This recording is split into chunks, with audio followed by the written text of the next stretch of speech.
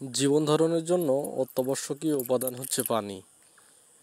নদীমাতৃক এই বাংলাদেশে ছোট বড় অসংখ্য নদী খালবিলের পাশাপাশি বিল এবং ঝিল আছে।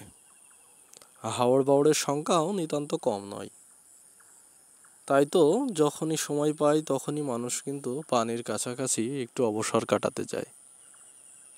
কথা বলছিলাম যশোর সদর উপজেলার বুকভরা বাওড়ের তীর থেকে।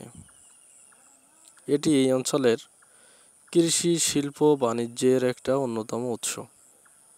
প্রাকৃতিক মৎস্য সম্পদ এবং পাখির অভয়ারণ্য।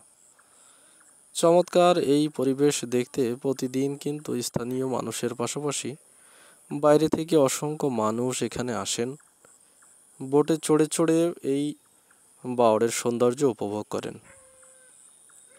এখানে আসলে তীরে পড়ে থাকা শামুক এবং ঝিনুক দেখলে এক নিমেষে মনে হতে পারে আপনি কোনো সমুদ্র সৈকতের বেলাভূমিতে হাঁটছেন। তারপরে পাশে যে সবুজ ঘাসের চাদোয়া আছে সেটা দেখলে আপনার চোখের একটা প্রশান্তি আসবে। অসংখ্য মৃত শামুক এবং ঝিনুকের খোলস এই জায়গাটাকে যেন করেছে আরো দুর্দান্ত। দেখুন সবুজের চাদোয়া কত দূর ব্যাপী বিস্তৃত।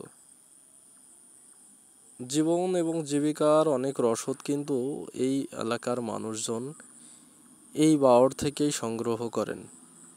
মাছ এবং হাঁস চাষের সাথে অনেকেই সম্পৃক্ত,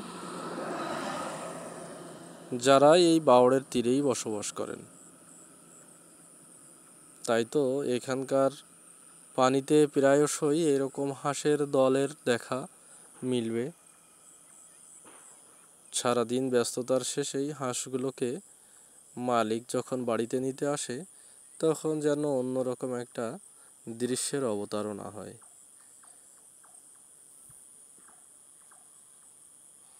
এই হাঁস পরিবারটি দেখে আমার ভীষণ ভালো লেগেছিল।